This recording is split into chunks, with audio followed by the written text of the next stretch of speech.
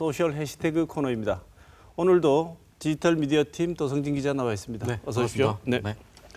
오늘은 어떤 소식이 뜨거웠던가요? 요즘 한일 관계가 급격히 경색되고 있지 않습니까? 네. 특히 이제 이게 보이지 않는 전쟁으로 번지고 있는데요. 그렇습니다. 점점 일이 번지는 것 같아요. 그렇죠. 그래서 보이지 않는 전쟁이라고 표현해도 뭐 무리가 없을 것 같은데요. 네. 그래서 제가 이번에 첫 번째로 뽑아온 키워드는 이 보이지 않는 전쟁 그리고 최근에 화제가 되고 있는 개봉을 앞둔 한 영화에 관한 이야기입니다. 네. 그래서 첫 번째 키워드는 주전장, 보이지 않는 전쟁입니다.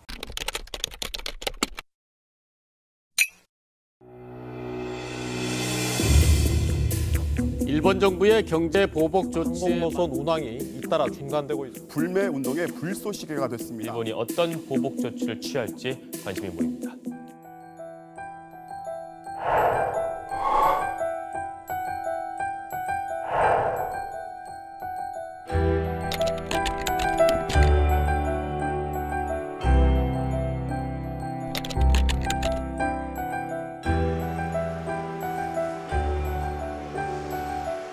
My Korean friends and Japanese friends talk about historical issues, they always kind of have a conflict. And I think that conflict comes from this gap in information. So in the media, Korea is telling them one thing, and in the media in Japan, they're telling them another thing. And so they don't have the same information. And so with this film, I wanted to give people more context and maybe fill in the gap. あんまり信じてる人はもういないと思うんですよね。そんなことないよねって、強制連行なんかやりっこないよねって。強制連行された、かわいそうな、かわいそうな。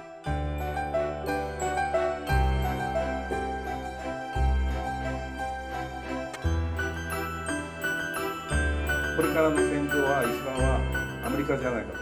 We will not be stopped. 주전장이 도대체 네, 영화 제목 주전장에 대해서 궁금하신 분들이 있을 텐데요. 주전장 말 그대로 전쟁터라는 뜻입니다. 일본 구호 세력들이 그 미국을 지칭할 때 뜻하는 말이라고 하는데요. 네. 일본 구호 세력들은 그 미국의 이런 의식이 바뀌면 전 세계 의식이 바뀔 수 있다라는 의미에서 네. 미국을 의식 변화에 세계 의식 변화의 주된 전쟁터로 삼고 있는데요. 역사 인식으로 봤을 때 최근 한일 간의 가장 큰 역사적인 의미에서 큰 의견차를 드러내는 부분이 바로 위안부 문제 아니겠습니까? 네, 네. 그 위안부 문제를 직접적으로 파고든 그런 의미의 다큐멘터리 영화입니다. 네. 이 영화는 27명의 인터뷰, 주장, 재반박 이런 형식으로 다뤘고요. 네. 일본 극우 세력들이 극구 부인하고 있는 위안부 문제 네. 그리고 그 중국으로 따지면 난징 대학살 이런 어떻게 보면 일본 구구 세력들이 극구 부인하고 있는 역사 의식에 대해서 어떤 논리적인 허점이 있는지를 한번 볼 수 있는 되짚어 볼 수 있는 그런 영화라는 의미에서 이런 어떻게 보면 지금 현재 한일 관계 경색 관계의 상황 속에서 특히 주목을 받고 있는 그런 영화라고 볼 수 있겠습니다. 그러면 이 주전장이라는 제목을 선택한 이유는 미국에서 알리겠다. 주된 전쟁터가 미국 사람을 대상으로 알리겠다는 의미에서 붙인 건가요? 그렇죠. 미국을 넘어서 전 세계에 이런 어떻게 보면 일본 극우 세력들의 왜곡된 역사의식을 한번 파헤쳐 보겠다, 고발하겠다 이런 의미가 있는 만큼 그리고 전체 관람가거든요. 그래서 한번 보시길 추천드립니다. 네, 알겠습니다. 다음 키워드. 네, 제가 뽑은 다음 키워드는 사과 체험 극과 극입니다. 네, 사과. 네, 먹는 사과 먹는 사과 아니고. 먹는 사과 아니고요. 네. 잘못했을 때 뭔가 이제 사과하는 의미의 그런 의미의 사과인데요. 왜 사과 체험 극과극으로 잡았는지 영상을 보시면 아실 것 같습니다. 한번 보시죠. 네.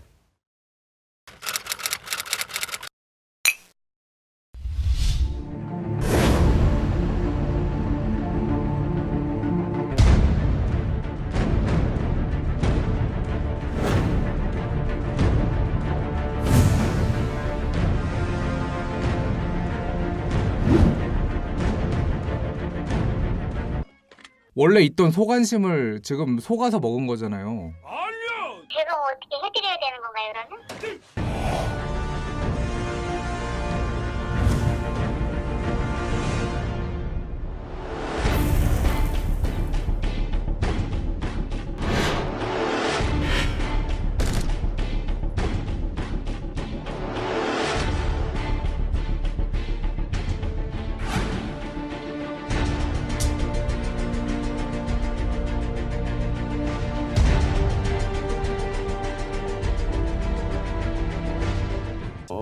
제가 가르치고 있는 신문방송학 분야의 광고 홍보, 네.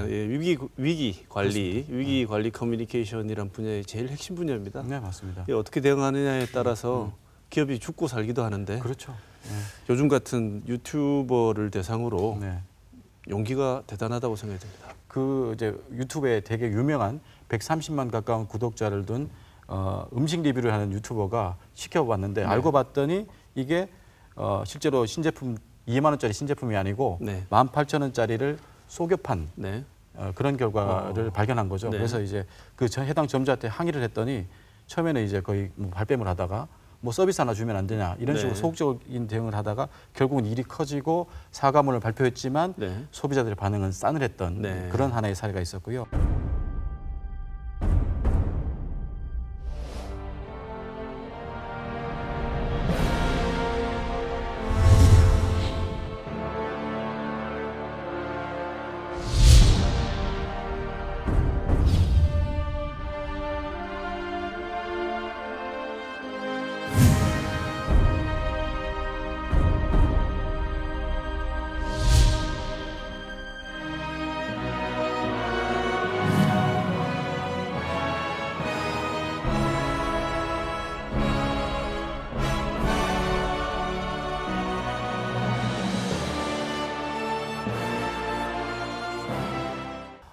최근에 되게 급성장을 하고 있는 하나의 쇼핑몰이 있었습니다. 그 쇼핑몰에서 양말 광고를 하는 과정에서 탁하고 치니까 뭐 억하고 말랐다 뭐 이런 표현을 썼거든요. 이 부분은 그 동시대를 산 사람으로서 굉장히 불편합니다. 맞습니다.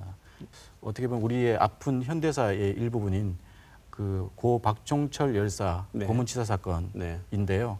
하지만 그 이후의 대응이 매우 기민했습니다. 이 업체는 곧바로 사과문을 하고 해당 담당자들에 대해서 중징계를 내리고 그리고 박종철 열사의 기념사업회를 찾아가서 또 사과를 하고 또 후원금을 전달을 하고 진정성 있는 사과를 오히려 함으로써 소비자들이 사과문의 정석이다.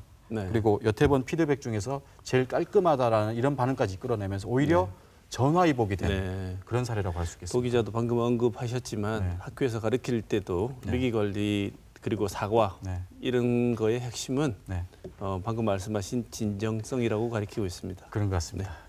네, 다음 키워드는 뭐죠? 네, 제가 뽑은 다음 키워드는 뭐 우리 흔히 운전 다들 많이 하시지 않습니까? 운전하다가 가끔씩 겪게 되는 일에 관한 이야기인데요. 마지막 키워드는 도로 위의 흉기입니다.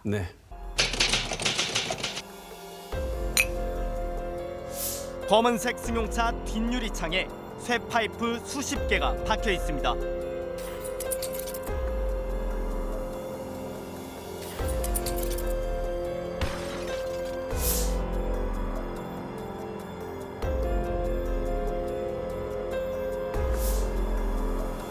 서행을 하다 보니까 트럭이 막 가다가 끼익 섰는데 이게 날아간 거야 앞으로.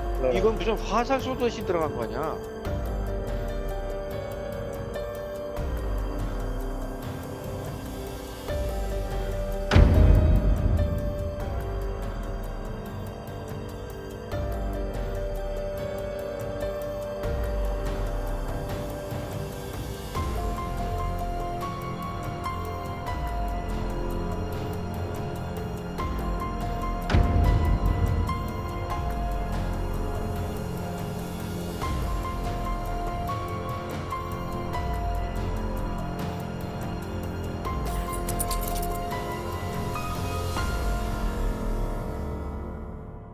네, 영상을 보면서 저도 몸이 움찔움찔하는 걸 느꼈습니다. 네, 저도 이제 저 영상을 보면서 뭐 두 가지 정도를 느꼈는데요. 첫 번째는 저 운전자분 참 평생 쓸 운 다 썼다라는 생각이 들었고요. 다행히 운전자분은 다치지는 그러니까요. 않으셨다는. 그러니까 저렇게 이제 어떻게 보면 처참한 사고가 났는데 그 꽂힌 쇠파이프의 각도가 한 10도만 이제 뒤틀어져서도 아마 운전자는 사망했을 정도의 처참한 사고였는데요. 그게 지금 남일 같지 않다는 거죠. 문제는. 그러니까 저게 그 목격자도 얘기했듯이 화살 쏘듯이 쇠파이프가 앞으로 날아가지고 꽂힌 그런 사례거든요. 이 경우는 아까 보시듯이 막 날라오지 않습니까? 가는 중에. 그런데 문제는 뭐냐 그러면 이게 운전자가 다치지 않으면 형사처벌을 받지 않는 거죠. 그래서 범칙금 5만 원 정도만 내면 되는 수준이라서 이와 관련된 좀 더 실질적인 어떻게 보면 보완책 마련도 필요해 보입니다. 뭐 처벌이 능사는 아니지만 그렇습니다. 예방적 차원에서 조금 더 고민을 해볼 필요가 있다는 생각이 듭니다. 네. 수고하셨습니다. 네.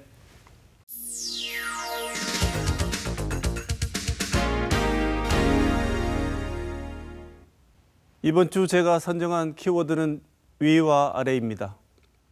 지난 한 주는 위를 얼마나 제한할 것인가의 문제와 어디를 가장 아래로 정할지의 문제를 가지고 이야기가 분분했던 한 주였습니다. 바로 민간주택 분양가 상한제와 최저임금제 이야기입니다. 투자는 제쳐두고라도 적어도 주택을 소유할 돈이 있는 사람들의 이야기와 인간다운 삶을 유지하기 위한 최소한의 노동 가치가 얼마인가라는 문제였습니다. 지난 한 주를 지켜보며 위와 아래에서 벌어진 두 제도에 관한 논란이 서로 마주치는 지점, 최저임금을 받아도 집을 살 수 있다는 꿈을 꿀 수 있는 나라, 그런 중간 지점을 상상해 보았습니다. 이번 주 시사톡톡 여기에서 마치겠습니다.